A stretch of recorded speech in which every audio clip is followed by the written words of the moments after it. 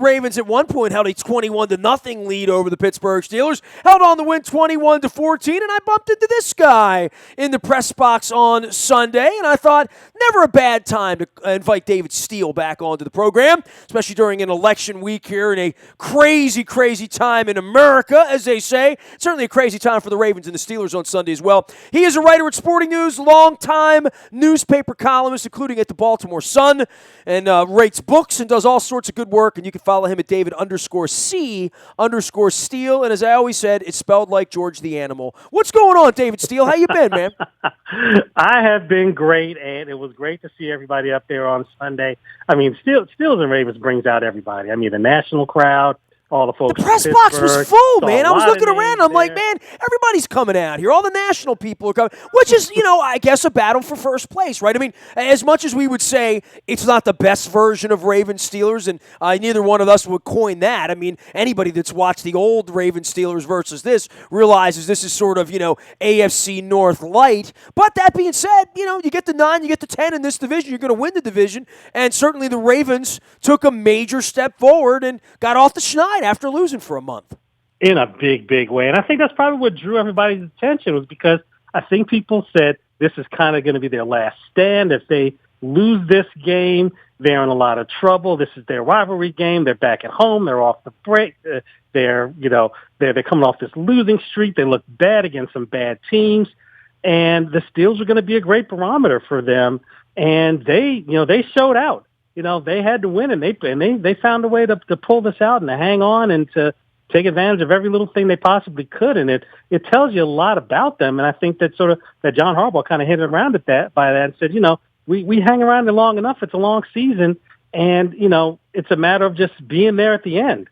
Well, and this is their opportunity to do that. You're an old basketball guy, and I'm into a basketball week here. The Flacco thing, I tweeted out, it was like Willis Reed coming out, because if you're sitting in the upper deck and you're a fan, and I am, and I'm in the front row, and I watched that hop and I thought, oh no, this is just Joe, because he can't just lay down and be a patient, right? I mean, he would go off, and then he comes scurrying back on. It had not reached to me in the upper deck that it was a brace issue. I kind of saw it on Twitter right before he came back out, but that was a very scary sight, I'm sure, for his parents as well, right? Oh yeah, no doubt. His family, his coach, always growing family. I mean, so he's got big news for us at this point every season, though. But it was a weird looking thing, and it did take a minute for your brain to register. And we were a little bit closer than you were from where you were sitting, for it to register that it was a brace. And I guess people watching on TV got an even better look at what was sort of hanging off the side of his leg. Yeah, it was just us in the stadium with incommunicado. We're like, oh my God, Joe's gone! No, not again! I was having that moment, and it lasted all of I guess a minute and a half. Right? He missed a couple of ample plays, and we found that at the end of the game that the reason he was so hasty is because he wanted to get back out on the field, which is very, very Flacco-esque, right? Exactly. No, and you're right. That's him in a nutshell. I mean, I think that this has sort of been his theme for the whole year. I mean, and understandably, people have been very, very hard on him. Some of the games he's played, some of the throws. I mean, even the one pick on Sunday was just a really you're still sitting there thinking, like, why did you do that? Who knows what the repercussions of that was going to be? His wife's probably asking him why on that one, right? I mean, that was like, come on, man, you broke every rule that in the book, throwing across your body, off your back foot, across trap. I mean, it was just guy in your face. It's what not to do, right? It's just what not to do. And so he had that, but there's still that quality of him that is that you can't really. I mean, you can put a finger on it, you can put a name, on it.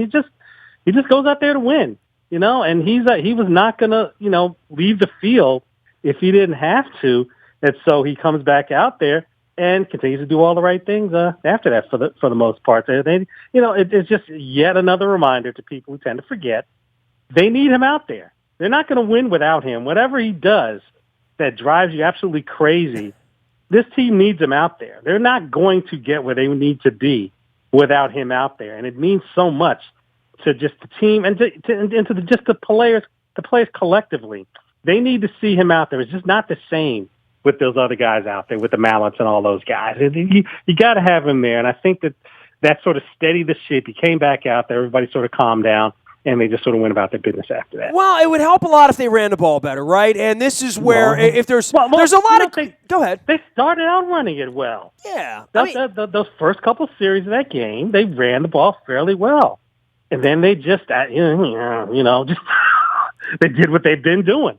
Well, I think there's after that, and we have 72 hours to get ready for Cleveland, right? And if I'm taking positive out of it, other than the fact that just they won, right? We all want to sit here and pick apart a victory over our arch rivals, where at one point you had a 3-touchdown lead at home, and the defense is playing shutout ball for a while. But running the football, if I take anything out of it, it's that they got the offensive line back on the field. Now obviously Stanley, that better be the worst game of his career, right? I mean, literally, I'm not being mean. That better be it better not get any worse. And he said after the game the foot's still not right. He's such a likable kid, and you pull for him. He hadn't been in there in a month, but he's got to stay in there. They have to stay in there if they're going to get where you said where they want to be. They need some sort of solidarity and some sort of continuity on that offensive line. And at least for one day, they at least got the guys they wanted to get on the field on the field. And that is such a great point, because you really have to look at how they played through that lens. You have to say, look, they got that line back together for the first time in a long time. They also got Steve Smith back on the field for the first time in a long time. And the times that they were able to do something downfield, that's how he made a difference. Having him being out there makes a difference because he's a pain in the ass, right? I mean, let's be honest. I mean, big. Nobody sees Steve Smith out there on the defense says, "Well, I'm glad he's out here for this play." I mean, literally, ever. That's never been said. He stresses the other team so much as a group and individually. There's always it's amazing. Probably just per play and per snap aggravation. He must lead all wide receivers all time. He must be really up there in the record books. You're sort of doing this in hindsight, but that may be very much what they're missing. They were missing that. They're missing all those starters on the up front. If they're together for a while, and again, it's still. It's not early, but it's not late either. There is still time for them to gel. They could start in. When the Browns come to town, and sort of get that rhythm back, and then they go on another mini bye, which never's a bad thing, and that unit can start to come together, and it'll look like something that's supposed to resemble, a potent NFL offense that can win games and get into the postseason. Mike Wallace looked really, really full, of whatever comforts him and makes him happy, because doing this against the Steelers brought him, a lot of times say, it's just another game, another team, whatever. Yeah, I get the feeling Mike Wallace, and it's good-natured. I mean, you saw him taking a shot at Tomlin out there in the field during the game. You saw him and Roethlisberger after the game have a moment and like all that. I don't think there's bad blood, but it just meant something for him to prove something to the Steelers. Yeah, no, it absolutely did, and that's a good thing, because it's funny, because he mentioned, well, it's in the first time I played these guys, and I've been in other places on other teams since I left there, but obviously he knows this rivalry from the inside, and I think that makes a difference. It's different, when you're a Raven and you're playing the Steelers as opposed to when you're a Dolphin and you're playing the Steelers. It's not quite the same thing, so. I think that showed a lot. He really did look different, and I think everybody wanted to see one of the deep threats go, and it might as well have been him as much as anybody else. And that was something special. People are going to be talking about that play for a long, long time.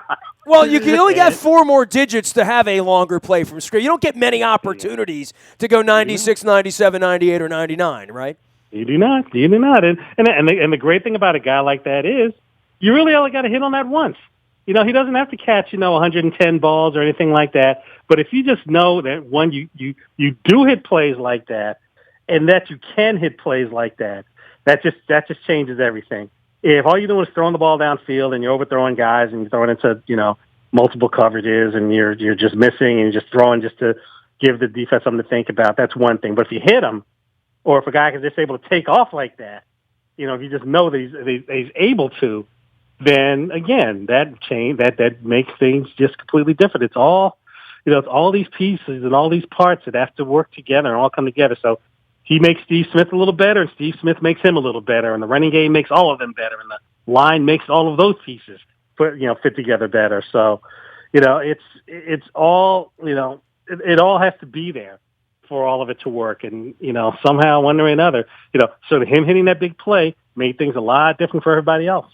Well, there's a lot more breathing room once that happened. David Steele joining us here from the Sporting News. He is David_C_Steele out on Twitter as well as at Sporting News at TSN.com. For the offense, and we talk about it getting better and where it is, just trying to get the right bodies on the field, to get your starters on the field and the guys you're comfortable with. Harbaugh made a huge switch here from Trestman over to Marty Morningwig 4 weeks ago now. And I don't know that I'm seeing massive differences in game plan or what they're trying to do, but obviously Harbaugh was more comfortable with this. What do you make of this with the season sort of teetering? Because I think it was teetering before this went over the Steelers. A loss in 3 and 5, we'd be talking about coaches and personnel people right now. We would be. Yeah, no doubt. I mean, I think we don't have to think back very far to the last time that that everybody had those kind of worries, where they saw the season slipping away really, really early with no chance to really recover and come back. And I agree. It's hard to tell, and it was certainly the case, before the bye, when you're looking at those couple games and going, okay, what exactly is Marty Morningwig doing with the offense that Mark Trestman didn't? And it wasn't all that obvious, because in the midst of all the drama and the emotion and Ben Roethlisberger coming back and all these other things that were going on, you really couldn't see, except for the big Mike Wallace play, how the offense was really clicking, what they were doing differently. Again, they were running the ball early. They were getting Terrence West into it. They were getting Kenneth Dixon into it, and then just the way the dynamics of the game went, things just changed. The field position was kind of fluky just because of the way the Steelers were playing, and the defense was shutting them down. They were forcing turnovers. There's all kind of stuff was going on. So there certainly was not any kind of really rhythm going on, but maybe it's just the fact that they just got a win and that they got some production from some other areas and they got some other pieces together. Maybe we're going to see something really tangible coming up soon. I think that, we'll start to see that. We'll start to see everybody be a little more confident. They'll stop worrying too much about who's calling the plays and what the sequence is and things like that. And they'll just go out there and play. And they'll look more like a sort of cohesive unit. It's probably a long shot. I mean, there may be some deeply fundamental problems with this offense that no coordinator can fix, but, as long as they're winning again, we'll just sort of see how it plays out. Well, the defense helps a lot, right? And this defense has been better than advertised, right? I mean, better than maybe we thought it could be earlier on. And, Weddle has been incredibly stout and been there. Jimmy Smith's playing the best football probably of his career, maybe the healthiest of his career. C.J. Mosley, boy, he was a difference maker in the game. Jernigan's taking a step up, and that kid Tavon Young, they identified early on that they liked him, and then you get Sizzleback out on the field too, and running around a little bit, not looking like 2006 Terrell Suggs, but at least good enough. I mean, there are a lot of things to recommend this defense right now. Really, I didn't mention Brandon Williams, and Zach Orr, who led the team in tackles. I mean, they've been good. Yeah, the line did a great job. The front seven really sort of, just sort of wreaked havoc all day against what the Steelers are doing. And yeah, you really do have to give that secondary some credit, because as everybody knows, and I'm sure you knows it, everybody else knows it, and everybody has been thinking about this nonstop. You did not hear Antonio Brown's name until the first half was almost over. And if you've done that, then you've done one hell of a job. You're probably winning if you've done that, quite frankly. There you go. That's the truth. You've got a great chance if you've done that. And you can't name many games in the last 2, 3, 4 years where that's happened, where Antonio Brown has not been heard from for long, long stretches at any point in the game, much less the first, 25, 26, 27 minutes of a game, especially a game of this magnitude. I mean, and you have to credit again those corners. I mean, and there's been so many. I mean, you're right. Jimmy Smith has been playing tremendous, but you just wonder, okay, what's the rest of the secondary going to do? How's that going to how are they going to hold up? Are they covering? Are they tackling? Who are they giving help to? And they did their job.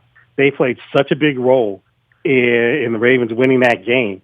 If they can keep that up, and you're right, if Tavon Young can have those kind of games, gee, that's a pretty high standard that he would have to reach, But if he continue having games like that, then that defense is going to be just fine, and the offense is going to go back to having to not have to mess up. That's all they have to do. The defense is going to hold up their end of it. David Steele joining us here. He is David_C_Steele on Twitter, as well as out at Sporting News. Longtime newspaper columnist, and of course, long time here at the Baltimore Sun. And we'll get to some baseball in a couple of minutes, and some Buck Showalter, and some Game 7 and all that. But before we do, Big Ben, boy, he looks like a shell of himself, right? I mean, I don't know. You see, anytime a quarterback gets hurt in the middle of the season, and there's a thought to get him back, I know they said 4 to 6 weeks. Then Mr. Rooney said 2 to 6 weeks. He winds up coming back in 3 weeks. It didn't look like the greatest idea, and maybe he did give them a better chance at whatever percentage he was on Sunday to beat the Ravens than Landry Jones would have. But it didn't, that looked like the Ben Roethlisberger of the Willie Mays era, right? I mean, Willie Mays is a Met. You better hope that is the worst he's going to look this year. And I don't know with, the physical nature of his injury and what he does, which is extending plays and being able to throw the ball on the run. I didn't see any of the things that make Ben Roethlisberger a special guy, a Hall of Fame guy. That didn't appear to be evident so much on Sunday. No, and you know what? I have a sense, and I don't have anything to necessarily base it on. The Steelers, of course, are really being very close-mouthed about it. I have this feeling that if they were not playing the Ravens, or if this were not a divisional game, say if it was against if they were playing anybody, right. If they were playing like the Browns or just anybody else in the conference or in a conference game or something like that, he wouldn't have played. I think they wanted to try to get a jump on this team, knowing how big it was, knowing that they could sort of deliver some kind of a knockout blow of Ben Roethlisberger come back and beat the Ravens at home in this big a game, knock them down to 3-5, give themselves some breathing room in the division, not knowing how things would go. They thought they could basically sneak in there and steal one, and I think they miscalculated badly. I really think they did. I think that they would probably be better off. And, there certainly is so much time left in the season. They could prove me just terribly, terribly wrong. But, they could have set themselves back a lot by rushing him back as fast as they did. They really, maybe that extra week of not taking that beating he took, because, I mean, it was they were teeing off on him a few times. And, again, we talk about how that front seven did against the Steelers front line. How much did they set Ben Roethlisberger back? And if they did that, how much did they set their own season back by rushing back like that, by being caught up in this rivalry? Now, you never know. John Harbaugh might have, if he was in the same situation, might have done the same thing. If he had to think about, okay, do I bring Flacco back? He's been hurt, yada, yada, yada. We could let him sit out another week, or we can just try to throw a knockout punch against our arch rival. Let's stick him out there and let's risk, losing the game and losing him possibly. Oh, and they get the Cowboys coming up in a week too. I mean, it's not good. And they get the Browns, but I mean, it's really weird, this whole Browns, Cowboys, Steelers, Ravens thing, right? I mean, they're all sort of playing each other. This is the wrong time to be getting the Cowboys. I mean, we certainly, but maybe the right time to be getting the Browns on Thursday night with the mini bye, which. Yeah. Where they are right now, they're in first place. It's sort of kind of sole possession because they have the tiebreaker with the Steelers. They're going to have a chance to win before the weekend against the worst team on earth on Thursday night. And I chatted with Brian Billick earlier. You better hope this isn't the one you don't want to be the team the Browns beat. That's for sure. No, you don't. No. And I get the sense that this team is sharp enough to not look past them, to not take anything for granted, to not say, oh, it's the Browns. Because you got to remember, Browns, they've been a pain these last, whatever it's been 4 or 5 times they've met. As bad as that team has been, they've been a real problem putting away. And dude, you can't convince me that Thursday night at 10:30 the game's going to be in hand, because I don't believe that. Right. I'm not either. I'm not. I Either. know the uniforms will be Nothing hideous, but else. I don't know if the game will be in hand or not. Yeah, well, that's true. It's so, Flacco said he's looking forward to wearing them. I mean, he sort of liked them. It's going to be interesting to see what they look like dressed as like sort of grapes from the Fruit of the Loom guys or whatever it's going to look like. Seriously, I don't know what it's going to look like. I know. I'm afraid. I'm very, very afraid. It should be, and you should be. I'm afraid of losing to the Browns. I'm with you. I mean, Browns always seem to play a tough game. Now, this is a road game coming off them getting their ass kicked by Dallas on Sunday. I mean, there's no reason in the world to think that the Browns aren't just going to roll over on Thursday, but they're not. They're not. I mean, we've seen this before. And this is a dangerous game for the Ravens, but assuming they win, and they're a double-digit fan, they're assuming they win, then they're now in a real nice position with a little rest to go to Dallas to try to get it together. And maybe, to your point, they can start to play better because they have their players in there now, which they haven't had for a month. Yeah. This always had sort of stacked up, or at least for the last few weeks, had stacked up as a very crucial window. The way they came off the bye, and then had the Steelers, whatever shape they were going to be in, and whoever was playing. And then to be able to sort of flip it around and go after a team that's obviously very vulnerable, but also in their division, so they could just sort of wrap that team up in a bow, and then go after a team that right now is playing really hot, but you just never know. There's still this weird feeling with the Cowboys. You don't know how it's going to last. Where you just kind of like, when is this whole Dak Prescott bubble going to burst? And you're starting to think maybe it's not. This is basically who he is. So, and that's way down the road. I'm still waiting for the Tom Brady thing to burst after he went in for Bledsoe. I've been waiting a long time on that. But time now. For the Cowboys, it really is an incredible generational thing, right? And then with Romo, I don't know how if this is at the end for Joe Flacco. I mean, it's kind of like how Johnny Unitas lost his job, right? And Burt Jones was coming in, and Marty Dahmers and all that. I mean, there is a passing of the torch to be said, and I don't know that you can bench this kid the way he's playing right now. I expect to see Dak Prescott playing against us in 10 days or 13 days, whatever it is, right? Mm-hmm. No. Oh yeah, no, I absolutely expect that to be the case. I hope it's Tony Romo. Yeah, man, that's the whole he'd be thing. doing your favor, right? Everybody on the Cowboys schedule saying, "Yeah, bring back Romo against us. Let's see that guy out there again." And that's exactly what's going on with Prescott, because I think everyone's sort of reaching that conclusion. It's like, okay, yeah, it's no matter what this is or how long it lasts, this is the real thing, and it's time to be really worried about this guy and scared of this guy, and prepare for this guy, and not think that, hey, it's all gonna, he's gonna hit some kind of wall or something like that. I mean, this is the guy he is, and everybody better be ready for him, because he is playing lights out right now. So, there's a lot going on before that. And again, we're having this whole discussion that's sort of setting things up for the Ravens to overlook the Browns and just suffer some sort of embarrassment on national TV. And it's not going to be an easy Christmas. They're going to have to play the Steelers, and it's going to mean something. I'm of the mindset, and I hope it means something on our side of the fence, because they still need to win some football games against some really tough teams. I mean, after this Cleveland game, which is, trappy enough, but to my eyes, schedule gets tough. And, it's going to be easier for the Steelers and the Bengals with that crazy tie and all that good stuff. We got David C. Steele here, David _C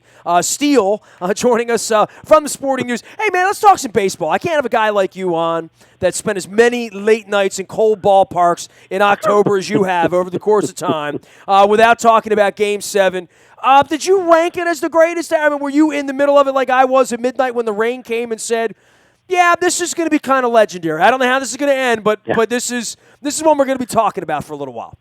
Yeah, you fought. You're exhausted. You're tired. You're drained. You're just so wrapped up in it, and you want to sleep, and you want it to end, and you want to see how the whole story gets written, how the whole story gets written up, and you don't want to. You can't turn it off. You don't want to be the guy to say, yeah, I turned it off, or I went to sleep, or I gave up on it. I wanted Chapman to give up the bomb to Kipnis. I wanted the kid from Chicago to beat the wife beater. You know what I mean? That's how I wanted it to end for the. I didn't get what I wanted from that, but we got a very memorable World Series. I mean, if nothing else, two of the Dreg franchises of all time, and we'll be talking about it for months. I'm sure it was that good. It was. It lived to that. That's what you want a World Series to be. That's what you want any championship to be. We as bad as this year has been on so many fronts, and you know what we're talking about. because we're gonna we're on pace to hit rock bottom on Tuesday. So we have had an NBA Finals that we're not going to forget for a long time with the Cavaliers and Warriors, and of course the celebration that in Cleveland, and now World Series. That we're not going to forget for the way it ended and the way it all played out, and the big celebration that happened among their fan base as well. So yeah, you did not want to turn that off. It's what baseball couldn't have dreamed or hoped for anything better than that. And Peyton Manning rode out on an orange horse in the beginning of the year, right? I mean, the greatest player of the generation got a ring on the way out. I mean, it's been a good year for sports. It really has been better for sports than for elections. I would agree with you on that. Yeah, exactly. That's everyone's dreading that. It's like, oh, I'm not dreading it. It'll be over with. I mean, let's just get it over with for sure. Last shot for you on Buck Showalter and the Britain thing. I mean, it's been a month, and it's not like I'm harping on it, but when you lose and you blow the end of the season like that, and then you see weeks of baseball get played out where clearly Buck was in everyone's head, whether it was Familia going in with the Mets, speaking of wife beaters, and throughout the series, whether it was Andrew Miller or Chapman being pushed to the edge, how Zach Britton didn't throw 48 pitches in that game in Toronto, we're going to be talking about that. We probably should be talking about that. Oh, absolutely. No, absolutely. And you're right. I think that what that decision really altered the course of these plays. I don't know if every manager would have done what they did, with everyone you name from Familia and Kenny Jansen, just Miller and just everybody. They altered everything they did. Because I mean, this has been a mantra. This is a mindset. This is how Seas of Youth closes. This has been Buck's mindset. This is how he's in there along with everybody else. He was not one of those guys who was going to challenge the orthodoxy, and it bit him in the ass. And every manager from that point on said, "I'm not going to be the one. I'm not going to be the one that loses the World Series with Andrew Miller sitting over there." Right? I mean, that's crazy. Exactly.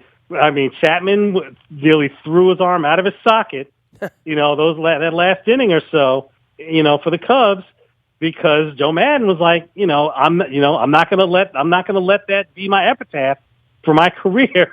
That I pulled my closer too early when I've just finished looking at a guy lose because he didn't use his at all. Yeah, it's almost like Buck sent him a text in the seventh inning and said, "Don't do what I did." Exactly. You'll have to have press conferences and justify it. Although, Buck still hasn't said what he did was wrong, which is crazy. I can't find anyone, anywhere who is in any way even said, well, you know what Buck was thinking? Let me tell you what Buck was. I don't know what the hell Buck was thinking, right? Nobody, yeah. It is him against the world on that. He is David_C_Steele out at Sporting News and on Twitter, and he covers sports as well as anybody. I know you're getting into basketball now. I got hockey going on now that baseball's hot stove is here, but football's still pretty good. College football's pretty good right now, too, despite the Terps losing by 56. I said they were going to lose by 60. They only lost by 56. I'm actually kind of proud of them to keep them under 60. You got to take your victories where you can. The Jim Harbaugh phenomenon continues on. Dave, be well, man. We'll check you out on Twitter and at Sporting News. Good running into you on Sunday, man.